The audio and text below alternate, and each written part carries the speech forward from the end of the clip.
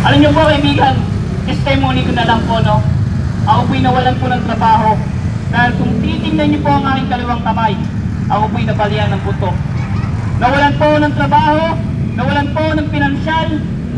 Hindi ko po alam, kaibigan, ang gagawin ko. Pero ngayon, kaibigan, buhay na patotoo. Ako po'y regular sa akin pong pinapasukan dyan po sa EDSA. Kung tutusin, wala po ako doon, kaibigan. Yung nakukuha kong kaalaman, kaibigan, sa aking pong trabaho ngayon, ito bibiyaya ng ating pong Panginoon. Maayos po, kalalagayan po. Kaibigan, ikaw yan. Nangangarap ka ng pag-asenso, naghahanap ka, kaibigan, ng tunay na kaligayahan. Huwag mong hanapin sa iba, kaibigan, kahit mo lamang hanapin.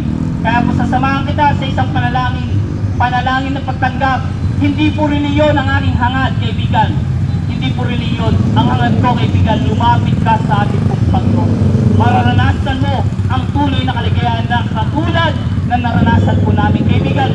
Hindi ko na po papakabahin, hindi na rin po magtataas ng kamay. Kaibigan, manalangin ka, seryosong panalangin. Ganito po, repeat after me sa panalangin ko, kaibigan.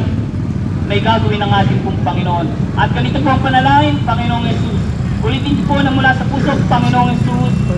Maraming salamat sa buhay at pagkakataon na ibinibigay mo sa akin. Panginoon, tinatanggap ko ang inyong mga salita at tinatanggap rin kita, Panginoon, sa aking puso. Maghari ka, Panginoon, sa aking buhay. Patawarin niyo po ako, Panginoon, sa aking mga kasalanan na nagawa sa iyong harapan. At isulat mo, Panginoon, ang aking pangalan sa aklat ng buhay upang sa muli mong pagbabalik o sa oras man na bawian mo ang aking hiram na buhay, ako'y iyong makasama. Salamat, Panginoon. Inaangkin ko na ang katagumpayan. Inaangkin ko na ang kaligayahan na nanggagaling sa iyo.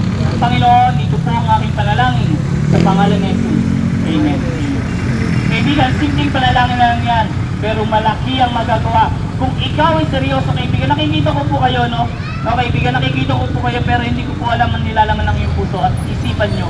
Pero kung seryoso ka, kaibigan, higit na seryoso ang ating pumasabi po ng Galatians 6:7. Huwag kang padaya sapagkat ang Diyos ay hindi nagbibiro. Ibig sabihin, kaibigan, kung ikaw ay naging seryoso, mas higit na naging seryoso ang ating Panginoon. Kaibigan, biyaya ng ating Panginoon, narito kami. Masigla, maayos ang buhay. Hindi po yan dahil sa aming kakayanan, sa aming lakas. Dahil po yan sa ating Panginoon. Kaya po, kaibigan, sa iba po pong detalye ng aming pong gawain ay pong muling ibigay sa ating kasamahan ng pagkakataon.